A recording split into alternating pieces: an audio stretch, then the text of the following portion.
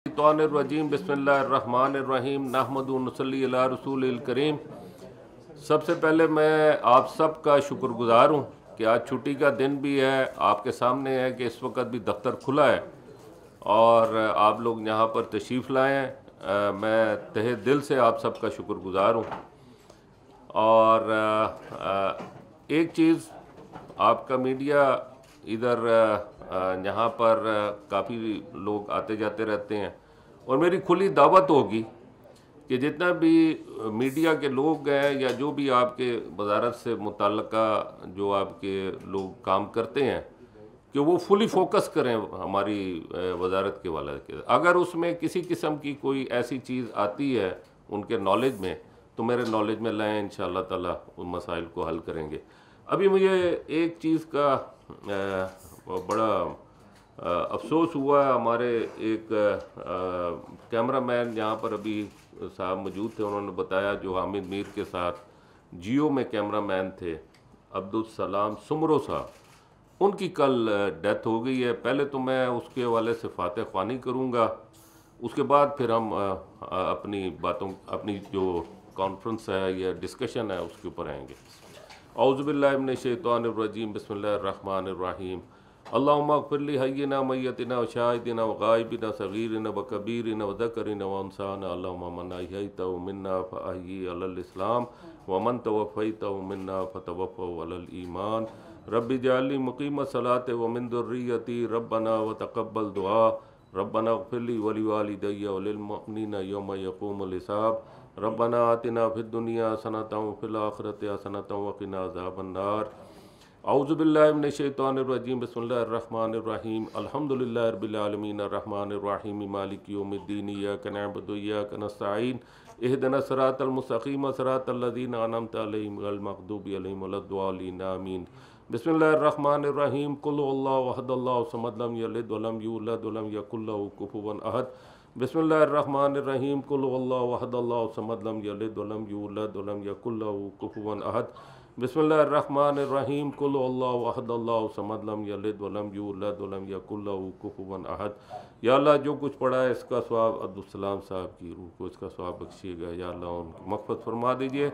या अल्लाह जो लवाइकीन है उनको सब्र जमील अता फरमाइएगा। व सल्लल्लाहु ताला अला खैरि खल्क़ि मुहम्मद व अला आलिहि व सहबिहि अजमईन बिरहमतिका या अरहमर राहिमीन।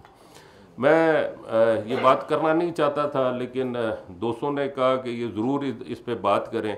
मेरी तरफ से इस कैमरामैन के लिए 2 लाख रुपया जो है मैं इंशाअल्लाह ताला उनके मुताल्लिकीन को उनके हवाले करूँगा, क्योंकि इन्होंने बताया कि वो बहुत ही गरीब आदमी थे और किसी टेंशन से उनकी वफ़ात हुई। अल्लाह ताला उनकी मग़फ़िरत फरमाए।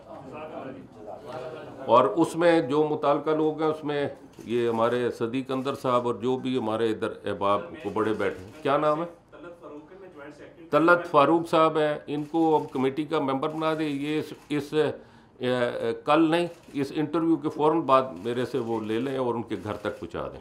बहुत बहुत शुक्रिया। अच्छा, अभी मैं बात करना चाहूँगा जो हमारी इस वक्त हमारी प्रेस कॉन्फ्रेंस हो रही है। इस प्रेस कॉन्फ्रेंस का मेन मकसद ये था कि इस वक्त आपको पता है कि जब मैंने इस वजारत के अंदर में आया और अभी मुझे महीना मेरे ख़्याल से पूरा नहीं हुआ, लगभग 1 महीना हुआ है, शायद उससे कुछ दिन कम है, लेकिन मैंने महसूस किया कि बहुत सारे इंतज़ामात और सहूलियात की जो फराहमी सऊदी अरब में होनी थी और बहुत सारी चीज़ें थीं जो ताख़ीर का शिकार थीं। लेकिन आज ये 27-28 दिन गुज़रने के बाद मैं इस पोजीशन पे हूँ, मैं ये कह सकता हूँ कि अल्हम्दुलिल्लाह हमने वो जो ताख़ीर के वक़्त थे उस वक़्त को हमने जो है वो कवर कर लिया है काफ़ी हद तक। अभी भी उसमें कमी है।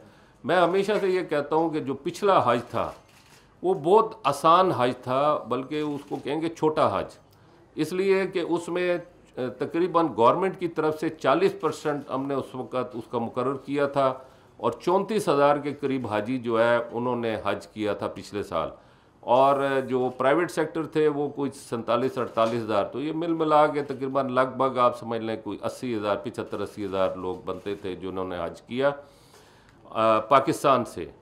और पूरी दुनिया से जो सऊदी अरब में आए थे वो 8.5 लाख के करीब आए थे। लेकिन अब जो हमारा हज हो रहा है पूरा फुल फोर्स का हज हो रहा है, और इस हज के अंदर तकरीबन 20 लाख के लगभग तो बाहर से आ रहे हैं, और लोकल मिला के मेरे अंदाजे के मुताबिक ये 30 लाख से भी ज़्यादा का मजमा होगा जो इस वक्त हज हो रहा है। और सख्त गर्मी की हालत है, और इसमें ये इंतज़ामात और सारी, तो अगर कोई ये समझता है कि इसमें पिछले हज की तरह बड़ी उसमें उनको फैसिलिटीज़ मिल सकेंगी, मेरे ख्याल से ऐसा नहीं हो। मैं मेंटली तौर पे अपने हाजियों को और लोगों को तैयार कर रहा हूँ कि मुश्किलात का सामना करना पड़ेगा, लेकिन एक बात ज़रूर कहूँगा कि जो मुश्किल होगी इंशाअल्लाह मिल के सहेंगे। ऐसा नहीं है कि मैं भी, मेरी अगर मैं रहा, ज़िंदगी रही, यही स्टेटस रहा, तो इंशाअल्लाह ताला मुझे मौका मिला तो मैं भी उन्हीं के साथ होऊंगा। सिर्फ मैं ये कहता हूँ कि बर्दाश्त ज़रूर करें, क्योंकि इतने लोग इस वक्त जो हमारे हाजी जा रहे हैं, ये तकरीबन 1,79,000 के करीब का कोटा में मिला था, और उसमें मिल मिला के हमारे तकरीबन कोई 84,000-85,000 गवर्नमेंट के खाते में उसके अकाउंट से जा रहे हैं, और प्राइवेट सेक्टर को हमने जो 89,000 के करीब हमने उनको भी दिया है। अब वो कितना ले जाते हैं उनको पता होगा, लेकिन तकरीबन 2.25 लाख के लगभग हाजी जो है इस वक्त जाएगा पाकिस्तान से, और हमें उसका अरेंजमेंट करना था। अल्हम्दुलिल्लाह रात दिन की जो मेहनत थी, मुझे कोई रात ऐसी याद नहीं है जिसमें मैं कोई 3 बजे या 2 बजे से पहले मैं घर गया हूँ, और उसके बाद फिर सुबह उसी तरह हम फील्ड के अंदर हैं, और कोई छुट्टी नहीं है, कोई सैटरडे नहीं है, कोई संडे नहीं है, और हमारा जो स्टाफ है वो भी भरपूर तरीके से काम कर रहा है। मेरी एक इस्तदा है, देखें जब कोई आदमी अच्छा काम करता है तो उसकी जो है उसके दिल बढ़ाने की बात होनी चाहिए। ये नहीं होना चाहिए कि उसको जो है ऐसी उसके बारे में बात की जाए जिससे मसाइल क्रिएट हो और दिल शिकनी हो। तो दिल शिकनी वाली बात ना हो, कोशिश कर लें। इंसान है, इंसान से कोई गलती हो सकती है, और अगर कोई मिस्टेक आती है उस मिस्टेक के अंदर फिर आप मेरे नॉलेज में लाएं। जैसे मैंने शुरू में कहा कि मीडिया को पूरी दावत है कि वजारत को पूरी तरीके से खंगाले, और जहाँ पे कोई चीज़ मिले मैं उनके साथ खड़ा हूँ, मैं अगर मेरिट के ऊपर होगा। इस वक्त मेरा इधर आने का मकसद ये था और बात करने का मकसद ये था कि पिछले दिनों जब मैं एक विज़िट पे गया था हाजी कैंप, वहाँ पर मैं जब कर रहा था, सेक्रेटरी साहब भी मेरे साथ थे, आफ्ताब दुरानी साहब, तो वहाँ पर जब मैं स्पीच करके फारिग हुआ तो मैंने देखा जो हाजी आए हैं ट्रेनिंग के लिए, तो मेरे पास एक बुज़ुर्ग आए और उन्होंने कहा कि हमारे पास कुर्बानी के पैसे नहीं हैं, मुझे बताएं मैं क्या करूं। और मैंने देखा उसकी आंखों में आंसू थे। खैर मैंने उसको समझाने की कोशिश की कि भाई इस वक्त तो कुर्बानी का मुझे नहीं पता, हमने तो 11,75,000 का दिया है, अब कोशिश कर रहे हैं कॉस्ट को नीचे लेकर आएँ। फिर ज़ोर की नमाज़ शुरू हो गई, नमाज़ पढ़ रहा था तो मेरे साथ एक बैठा था, उसने मेरे कान में कहा मेरे पास पैसे नहीं हैं कुर्बानी के हवाले से, तो मैं क्या करूँगा। तो मैंने उसको कहा कि अल्लाह से दुआ करें। साथ मैंने पूछा क्या करते हो, उसने कहा मैं समोसे बेचता हूँ। खैर एनीवे, उन दोनों की बातें सुन के मुझे बहुत दिली दुख हुआ, अफसोस हुआ। मैं बड़ा सोचता भी रहा कि इस मसले को कैसे हल करें, और इन सब का कंसर्न मैंने देखा सबसे ज़्यादा कुर्बानी के ऊपर था कि हमारी कुर्बानी का क्या होगा, बहुत ज़्यादा इस पे कंसर्न था। आज मैं उन सब को जो लोग जहाँ मुझे सुन रहे हैं आप लोगों के तवज्जुह से, मैं अल्हम्दुलिल्लाह कॉस्ट को थोड़ा नीचे ले आया हूँ। मैं ये तो नहीं कहता ड्रास्टिकली ले आया हूँ, लेकिन थोड़ा नीचे ले आया हूँ। लिहाजा कुर्बानी आपको हम कराएंगे, आपको कुर्बानी के पैसे नहीं देने पड़ेंगे। कुर्बानी की जो चिटें हैं वो वहाँ पर उसका एक प्रोसीजर मुकर्रर हुआ है, और हर हाजी को जो गवर्नमेंट के खाते में जा रहा है उसको इंशाअल्लाह ताला ये जो कुर्बानी है ये तकरीबन इस वक्त वहाँ पे गवर्नमेंट ने रखी है 720 रियाल, जिसकी रकम तकरीबन कोई 53,000 के करीब बनती है अगर इसे कन्वर्ट करें। ये हमने इसके अंदर जो है इंक्लूड कर दिया। अब 11,75,000 जो उन्होंने जमा कराए हैं लगभग, अब उनको अपनी जेब से कुर्बानी नहीं करनी पड़ेगी, क्योंकि मैंने ये देखा कि वहाँ पर लोग इतने परेशान थे कि वो ये कहते थे कि हमारे पैसे नहीं, हम किस तरह लेके जाएंगे। फिर मुझसे पूछता था कितने की कुर्बानी है, किस तरह करेंगे, क्या सेटअप होगा। तो इस फिक्र से ये हमारा हाजी अल्हम्दुलिल्लाह अब आज़ाद हो जाए, और इसका जो भी प्रोसीजर है वहाँ पे हमारे डीजी हज जो है हमारे अब्दुल वहाब सुमर साहब, वो उसका पूरा एक प्लान बना रहे हैं, और इंशाल्लाह हर एक को जो है वो देंगे जो उसका कूपन होता है, ताकि मैं कहता हूँ कि ये हज हमारा प्रोसेस जो है अल्हम्दुलिल्लाह सही तरीके से कंप्लीट हो जाए। अब मैं एक और बात करना चाहूँगा, हर एक के जहन में है कि पिछले साल 8.5 लाख का था, 8.5 लाख में से 1.5 लाख गवर्नमेंट पाकिस्तान ने सब्सिडी दी है, इस दफ़ा सब्सिडी भी कोई नहीं है। तो हम 8.5 लाख को गिनते हैं तो $5,000 के अंदर उन्होंने हज किया था। आज आप $4,000 से भी नीचे चले गए हैं। लेकिन अगर हमारी अमाउंट, हमारी जो पाकिस्तान की करेंसी गिर गई है, तो मैं उसमें क्या कर सकता हूँ। अगर उस करेंसी के हवाले से देखा जाए जो पिछले साल की है, तो मैं तो पिछले साल के हज से भी कम पैसों में करवाता हूँ, लेकिन मुझे तो हज कराना है सऊदी अरब में, मुझे इधर से डॉलर भिजवाने हैं। जब हम डॉलर लेते हैं गवर्नमेंट ऑफ पाकिस्तान से, तो वो डॉलर मुझे मिल रहा है 283 रुपये का, और पिछले साल जो डॉलर था वो तो 170 175 रुपये का या 80 रुपये का था। 100 रुपये से ज़्यादा का फ़र्क है। तो हम उसको किस तरह कवर करें। लेकिन बहरहाल कोशिश है कि इसमें हम मज़ीद कोई बेहतरी लाएं, ताकि लोगों की कोई अकोमोडेट करने के लिए अगर हम अपनी कोई कंट्रीब्यूशन डाल सकें तो वो हम डालने की कोशिश करें। इसके साथ साथ मेरे पास ये लिस्ट है, ये लिस्ट अभी फाइनल नहीं है, लेकिन मैं ये लिस्ट जो है इसके अंदर मैंने जो तरीक़ाकार किया है, एक तो गवर्नमेंट के अखराजात जो गवर्नमेंट के हैं वो बहुत बढ़ गए हैं, हर चीज़ के अंदर इन्होंने जो है पैसे बढ़ाए। अब मैं इस वक्त जो मक्का मुकरमा में बिल्डिंग्स ले रहा हूँ, वो बिल्डिंग्स मुझे जो मिल रही है वो कोई एवरेज उसकी 2100-2200 के करीब आ रही है। 2019 में मेरा सवाल बनता है, 2019 में उन्होंने 2600 की कैसे ली है। आज 4 साल गुजरने के बाद हम उस कॉस्ट को नीचे लेकर आ गए। तो मैं समझता हूँ कि इन सारी चीज़ों को समझने की ज़रूरत है कि हम कॉस्ट को मज़ीद नीचे लाने की कोशिश कर रहे हैं। पिछले साल जो $1,000 का इन्होंने एयर टिकट लिया है, आज मैं $900 का ले रहा हूँ, लेकिन $1,000 उस वक्त 1,70,75,000 बनता था। आज मेरा $900 जो है वो 2,50,000 के लगभग बन रहा है। मैं इसमें क्या कर सकता हूँ।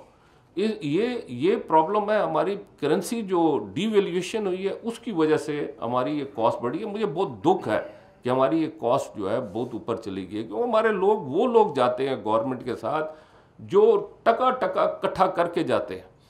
जैसे मैंने अभी मिसाल दी, मैं कुछ समोसे बेचने वाला है, कोई अपना मजदूरी करने वाला है, इन लोग, हालांकि असूली तौर पे हमारा मज़हब बड़ा प्यारा मज़हब है। अल्लाह ताला ने, हज़ूर सल्लल्लाहु अलैहि वसल्लम ने फरमाया कि जो शख्स की इस्तिताअत ना हो उसको हज माफ़ है, लेकिन हमारे लोगों की मोहब्बत है, उसकी दीवानगी की हद तक उनके साथ मोहब्बत है वहाँ की, वो किसी भी तरीके से वहाँ पे जाएं। अभी मुझे पता चला एक साहब वो पैदल वहाँ पे पहुँच गए अल्हम्दुलिल्लाह सऊदी अरब हज करने के लिए। मतलब आप देखें कि कितनी लोगों की दीवानगी की हद तक लोग जो है मोहब्बत करते हैं। तो मैंने इनसे अपनी वजारत से ये कहा है कि आप जो अखराजात दे रहे हैं 2017, 18, 19 और 23, 2023, 22 भी शामिल कर लें, इन 5 सालों का कंपैरिजन मैंने मांगा है। इस कंपैरिजन के अंदर मुझे ये पता चले कि किस हेड के अंदर हमने उन सालों में अखराजात किए हैं, और मुझे भले रियाल में या डॉलर में भी बताएं और पाक रुपये में, और वो मैं सारी सर्कुलेट करूँगा। आप सारा देखें कि ये कॉस्ट कैसे बढ़ी, क्योंकि मैं ये बहुत सारी बात सुनता हूँ कि भाई बहुत महंगा हो गया। अब ये उसके अंदर मसाइल हैं जिनको हम फेस कर रहे हैं। और अब एक चीज़, इस वक्त चूँकि बहुत ज़्यादा रश है मदीना मुनव्वरा में, तो हमने कोशिश की है कि मरकज़िया के अंदर जो है हम किसी तरीके से बिल्डिंग, ये सारे काम जितनी भी बिल्डिंग लेने के काम हुए ये अब हुए, जो मेरे ख्याल से रमज़ान में हो जाने चाहिए थे। हमारे बाकी जो मामलात हैं वो भी उसमें कुछ चीज़ें हुई हैं, कुछ चीज़ें पहले हुई थी, जैसे खाने के वाले से है, मेडिसन के वाले से, ये 2 चीज़ें ऐसी हैं ये मेरे से पहले फाइनलाइज हो चुकी थी। मेडिसन तो अब तकरीबन जाने की पोजीशन में है। अच्छा, एक चीज़ मैंने ये कहा था कि हर हाजी जो है उसने तरबियत हासिल करके जाना है और उसका हम एक वो देंगे, और अगर वो नहीं हासिल करेगा हम उसको फिर रीशेड्यूल करवाएंगे या रोकेंगे उसको एयरपोर्ट पे। लिहाजा मैं समझता हूँ कि हमारे अब मेरे पास कुछ ऐसी इंफॉर्मेशन आई है किसी के जेन्युइन मसला है, जैसे एक आर्मी के कोई साहब थे, उनका मेरे पास आया कि वो बहुत सख्त ड्यूटी पे थे, इसलिए वो तरबियत को हासिल नहीं कर सके, लेकिन उन्होंने कहा कि जितनी भी हमारे किताबचे और जो उसकी तफसीलात हैं वो मैंने उस पर पूरी जो है पढ़ा भी है, और उसके ऊपर मेरे से अगर क्वेश्चन करें तो मैं उसका जवाब भी देने के लिए तैयार हूँ। तो इस तरह की कोई चीज़ आती है तो हम उस पर सख्ती नहीं करेंगे, हम चाहेंगे कि उसमें लोग जो है मुश्किल का शिकार ना हो। अभी हमारा रोड टू मक्का जो हमारा प्रोजेक्ट है, इसमें हमारे पिछले साल जो आज़मीन हज गए हैं ये तकरीबन इनकी जो इमिग्रेशन है, ये इमिग्रेशन जो है ये इस्लामाबाद से होगी और सिर्फ इस्लामाबाद का एयरपोर्ट ऑथराइज है। हालांकि मैं ये समझता हूँ कि इसमें इस्लामाबाद का एयरपोर्ट होना चाहिए, इसमें लाहौर का एयरपोर्ट होना चाहिए, इसमें कराची का एयरपोर्ट होना चाहिए। ये दूर दूर के इलाके हैं ज़रा, और अगर मुल्तान भी हो जाए तो बहुत अच्छी बात है, लेकिन एटलीस्ट ये वाले एयरपोर्ट जो हैं ज़रूर इनकी इमिग्रेशन होनी चाहिए। इसके लिए मैंने कोशिश भी की, मैं गया भी था सऊदी अरब में, और बाकी इंतज़ामात बिल्डिंग्स वाला और बाकी हमारा जो मुशाहिर जो हमारे मिना मुज़दलिफ़ा अरफात के मामलात हैं उसके वाले से भी गए थे। तो उसमें हमें जो प्रॉब्लम आया कि टाइम जो है वो नहीं था, जिसकी वजह से सऊदी अरब गवर्नमेंट ने जो है कहा कि अभी हम अरेंजमेंट नहीं कर सकेंगे। तो मैंने फिर ये उनसे बात की कि इसको बढ़ाएं। तो हम कोशिश कर रहे हैं कि जो नज़दीकी एरियाज़ हैं, जो इस्लामाबाद के नज़दीकी एरियाज़ हैं, वो इस्लामाबाद एयरपोर्ट के थ्रू निकल जाएंगे। अगर इस्लामाबाद एयरपोर्ट के थ्रू निकलते हैं तो इमिग्रेशन उनकी सऊदीया की जो इमिग्रेशन सिर्फ इस्लामाबाद एयरपोर्ट से, वो इस्लामाबाद एयरपोर्ट से होगी। ये ना हो कि कोई ये समझे कि लाहौर से जाएगा तो वहाँ इमिग्रेशन नहीं होगी, वहाँ से इमिग्रेशन होगी। अगर कराची से जाएगा, कोयटा से जाएगा, या जहाँ से भी वो जाता है अदर देन इस्लामाबाद, उसकी इमिग्रेशन सऊदी अरब में होगी। इसके लिए वो उसको जहन में रहना चाहिए।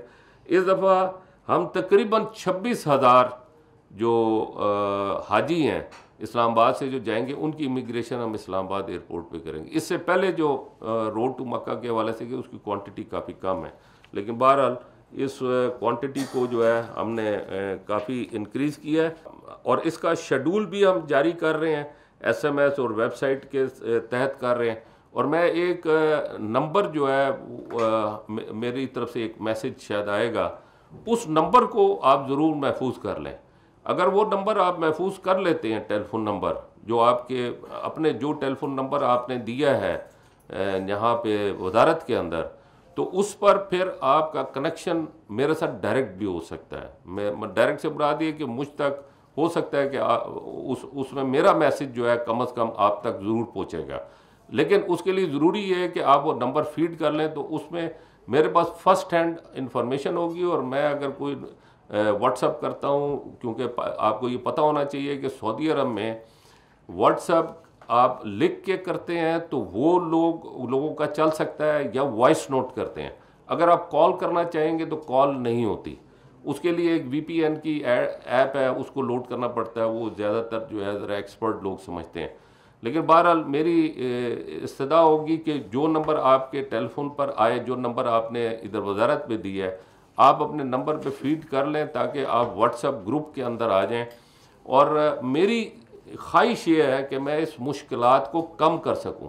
मैं ये दावा कभी नहीं करूंगा कि मुश्किलात नहीं होंगी, बड़ा अच्छा हज होगा, वहाँ जाएंगे तो आपको बड़ी फैसिलिटीज़ मिलेंगी। कोई इस चीज़ के लिए मेंटली तौर पे आप तैयार ना रहिएगा।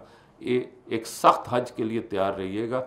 लेकिन जो कुछ करेंगे, जो भी काम होगा मिलजुल के करेंगे, और जहाँ भी मुश्किलात आती हैं उसको कम करने की कोशिश करेंगे। ज़ाहिर बात है इतने ज़्यादा लोग होंगे, मसाइल भी होंगे, लोगों को तकलीफ़ भी होगी, उसके लिए आप मेंटली तौर पर प्रिपेयर भी रहें। और दूसरी बात यह है कि कॉपरेट करें, बर्दाश्त करें। अगर कोई थोड़ी गुस्साखी हो जाए, कोई गुस्सा हो जाए, कोई तकलीफ़ हो जाए, थोड़ा सा बर्दाश्त कर लीजिए, उस पर अल्लाह ताला आपको अजर देगा। एक चीज़ आप और जहन में रखिएगा, हर हाजी को टेलीफोन की एक सिम मिलेगी, वहाँ पे वो फ्री मिलेगी। और वो वहाँ पर जो हमारा डीजी हज है वो रेंज, क्योंकि आजकल ये सारा मीडिया का और ये सारा दौर है, तो इसके लिए मैं समझता हूँ कि वहाँ की सिम जो है वो बड़ी ज़रूरी है, और ताकि उसके ऊपर जो है वो आपके, लेकिन उसमें पैसे वैसे जो है वो शायद बहुत थोड़े से होंगे, वो उनको फीड करने पड़ेंगे। ये ना हो कि वो समझेंगे फ्री का मतलब है सब कुछ फ्री है। सिर्फ सिम मिल जाएगी और उसके अंदर थोड़ा सा उनको उसमें डाटा या मिल जाएगा, फिर उनको लोड कराना होगा। ये ना समझें कि जी कि आपने फ्री दिया तो ये देखो चल क्यों नहीं रही है, इसका जवाब दें। तो ये मैं इन चीज़ों का कोई जवाब नहीं दे सकता। तो इसलिए मेहरबानी फरमा के कोई मेरे से कोई बात रह गई हो तो आप हमारी वजारत से रब्ता करें, उनसे पूछ भी लें। हम भी एक सेटअप बना रहे हैं जिसके अंदर हमारा वहाँ पे कंट्रोल रूम होगा, और हम इधर से अपने लोग भेज रहे हैं। और मैं उसकी भी तारीखें बता दूं, फिर मैं आपसे बात करता हूँ। हमारी 17 या 18 तारीख को पहली मावनीन की जो टीम है वो इंशाल्लाह यहाँ से इस्लामाबाद से मदीना मुनव्वरा जो है ट्रैवल कर जाएगी। और पहली फ़्लाइट जो है वो हमारी जो है वो कराची से चल रही है, और जो पहली फ़्लाइट इस्लामाबाद से है वो भी कराची से भी 21 तारीख को चल रही है, 21 मई को, और इस्लामाबाद में भी 21 तारीख को चल रही है। तो इंशाअल्लाह ताला उस पर जो पहला जाएंगे लोग, उस पर आप लोगों के साथ इंशाअल्लाह एयरपोर्ट पर मुलाकात करेंगे। बाकी दुआ करें कि अल्लाह ताला इस फरीदे से हमें बखैर और खूबी गुजार दे, और उसमें अल्लाह ताला जो है हमारी मुश्किलात को आसान करे। कि कितने लोगों ने फ़ॉरेन करेंसी, हमने 44,000 लोगों को मांगा था। कितनी एप्लीकेशन आई है? 7,000 के लगभग। अब आप खुद अंदाज़ा कर लें कि अबाउट 7,000, 6,000 समथिंग थे, बाद में कुछ है, एग्जैक्ट फिगर चाहेंगे तो वो भी दे देंगे, लेकिन 100-200 प्लस माइनस होगा। अब 7,000 आई, लेकिन ये बड़ी बहुत अच्छी पॉलिसी इनकी ये रही कि इन्होंने फिर ये किया कि 72 जो हमारे पास लोकल एप्लीकेशन आई थी वो 72-73 हज़ार के करीब, वो सारी की सारी उसमें फिर अकोमोडेट कर दी। हमने 44,000 लेके जाने थे लोकल हाजियों को, और फॉरेन रेमिटेंसेस के तहत जो आने थे वो 44,000 लेके जाने थे। जब उसमें 7,000 के करीब आई तो उसका जो बैकलॉग था वो हमने सारा इसके अंदर कन्वर्ट कर दिया, ताकि इधर के लोग जो है, इस दफ़ा आपको पता है बैलेटिंग की ज़रूरत नहीं पड़ी, सब लोगों को आज जो है मिल गया। कि अभी मुझे 28 दिन हुए, अब इसके अंदर और भी बहुत सारे गैप्स हैं जो मैंने ऑब्ज़र्व किया, उन गैप्स को ख़त्म होना चाहिए। और मैं समझता हूँ कि इतना क्रिस्टल क्लियर होना चाहिए, क्योंकि ये हज 5वां फरीज़ा है। ये बाकी जगहों पे प्लस माइनस हो तो उसको हम थोड़ा इग्नोर कर सकते हैं, बर्दाश्त कर सकते, इसको तो बर्दाश्त नहीं किया जा सकता, तो इसको चेक करना पड़ेगा। ये जो आपने बात की ना कोटे के हवाले से, तो हुआ ये था कि इसमें प्रॉब्लम ये था कि हमारे पास ये अवेलेबिलिटी थी, और आपका ये जो रिजर्वेशन है ये भी वैलिड है, हम खुद भी कर सकते थे और ये हम दे भी सकते थे किसी को, लेकिन ये हमारा मसला नहीं था, ये मसला था मिनिस्ट्री ऑफ फाइनेंस का।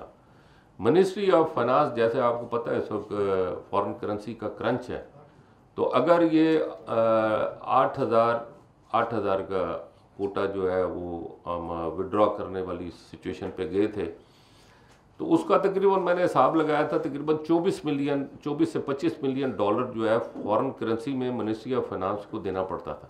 मैं और सेक्रेटरी साहब बेशुमार मरतबा, कई मरतबा, बेशुमार तो नहीं कह सकते, कई मरतबा हम गए हैं वहाँ पे मिनिस्ट्री ऑफ फाइनेंस में भी। फिर इसहाक डार साहब से भी हमारी इस पर बात हुई, लेकिन इसहाक डार साहब ने कहा कि मेरे पास इस वक्त बहुत लोड है और मैं ये नहीं कर सकता। तो जब उन्होंने कहा कि नहीं कर सकता, तो उनके ऑफिस में बैठ के मैंने उसको 8,000, उस वक़्त भी रात के वक़्त मैं उसके दफ्तर में बैठा था डार साहब के, और मैं कह रहा था कि यार मेहरबानी करें, ये 8,000 का भी कुछ 24-25 मिलियन डॉलर जो है ये रिमिट करवा दें, जो स्टेट बैंक के थ्रू होता है, मिनिस्ट्री ऑफ फाइनेंस उसकी इजाज़त देती है। लेकिन उन्होंने कहा कि मैं नहीं कर सकता। जब उन्होंने कहा नहीं कर सकता, तो फिर मैंने उस पर साइन किए वहाँ पे उन्हीं के दफ्तर में बैठ के, मजबूर होके, बड़े रंजीदा दिल के साथ। लेकिन इसके बाद फिर मैंने एक काम और किया, वो ये किया कि 8,000 जब मैंने विड्रॉ किए, तो मेरे पास इधर लाइन लगी हुई थी कुछ लोगों की जिन्होंने एप्लीकेशन नहीं जमा कराई थी। तो मैंने उनको क्लियर करने के लिए फिर हमने हिसाब लगाया कि हमारी कुछ रकम जो है बैलेंस पड़ी थी वहाँ पर। उसमें दुरानी साहब ने बड़ा माशाल्लाह अच्छा किरदार है कि उन्होंने काफ़ी काम किया, और उसके अंदर वो डॉलर वहाँ पे पड़े थे। इन्होंने फिर मुझे सारी उसकी कैलकुलेशन दी, उसके हवाले से हमने हिसाब लगाया कि 1500 हाजी हम मज़ीद अकोमोडेट कर सकते थे। मैं अब 8,000 विड्रॉ करने के बाद अगर मैं वापस जाता हूँ सऊदी अरब के पास कि मुझे आप इसमें से 15 से, कितनी बुरी बात। लेकिन आप यकीन करें, मैंने कहा मुझे चाहे उसके अंदर मेरी बेइज्जती भी होती है, मैं उठाऊंगा, लेकिन मैं उनसे ज़रूर रिक्वेस्ट भी करूंगा, उनकी दाढ़ी भी पकड़ूंगा। बात सुन लीजिए ना। फिर मैंने उसके ऊपर बात की वहाँ पे सऊदीयन हुकूमत के साथ, उनके जो मिनिस्टर हाज उमरा, और अल्हम्दुलिल्लाह उन्होंने वो 1500 हाजी मुझे वापस कर दिए। अब मेरे 8,000 विड्रॉ नहीं हुए, 6,500 हुए। अब 1500 जो उन्होंने वापस किए, जो मेरे पास इधर एप्लीकेशन है, मैंने उनको अकोमोडेट कर दिया, और मैं कर रहा हूँ साथ साथ जो उनके थे। तो वो हमने मसले को हल कर लिया। मदीना मुनव्वरा में हमने तकरीबन कोई 80% हमने कवर कर लिया है, 80% के लगभग। 20% जो है उसको मैंने कहा है कि मरकजिया के बिल्कुल साथ जुड़ी हुई जगह, लेकिन अगर जुड़ी हुई जगह है तो फिर भी आप मेरे हाजियों को बेनिफिट क्या देंगे? वो क्यों रहें थोड़ा सा अगर दूर रहते हैं, या सड़क के उस तरफ रहते हैं, या 1 किलोमीटर दूर रहते हैं, तो उनका कसूर क्या है? उनको क्या बेनिफिट देंगे? मुझे उन्होंने कमिट किया, ये बात मैं करना नहीं चाहता था, इसलिए कि मुझे पता नहीं है कि कमिटमेंट ऑनर करेंगे या नहीं करेंगे। उन्होंने कहा कि बिल्डिंग जो है वो बेहतरीन होगी, बकौल उनके, मुझे नहीं पता, और खाने के अंदर मज़ीद को फैसिलिटेशन उनको दी जाएगी। बाकी रहेगी सर्विस, 24 घंटे चलेगी वहाँ से, बस की सर्विस जो है, ये हमने कर दिया कि उसमें कोई प्रॉब्लम, वो फ्री सर्विस है, वो जो मस्जिद नबी तक जाएगा। और जो आपने अजीज़िया के हवाले से बात की, तो हमने वो जितनी भी बिल्डिंग ली हैं वो सब अजीज़िया में ही ली हैं, जो पिछले साल जिस तरह लिया। मैं खुद उस बिल्डिंग में गया हूँ, और मसाइल होंगे बिल्डिंग्स के अंदर, मुश्किलात भी होंगी। अब हमारी टीमें जाएंगी, चेक करेंगी, तो उसमें मैं ये तो नहीं कह सकता कि बहुत अच्छी अच्छी बिल्डिंग होंगी, लेकिन ये है कि हम कोशिश कर रहे हैं कि अच्छी बिल्डिंग जो से हो जाए। उसके बहरहाल हम चेक करेंगे ना। अभी तो हमें सर खुजाने की फुर्सत नहीं मिली है। 28 दिन मुझे किस तरह गुजरे हैं मुझे नहीं पता। मैं रात भी ये सेक्रेटरी मेरे साथ ताहिर साहब मेरा ख्याल है 2 बजे उठ के गए मेरे साथ, 2 बजे 2:30 बजे उठ के गए। मैं फजर की नमाज़ पढ़ के 2-2.5 घंटे सोया हूँ, उसके बाद से फिर फील्ड में हूँ।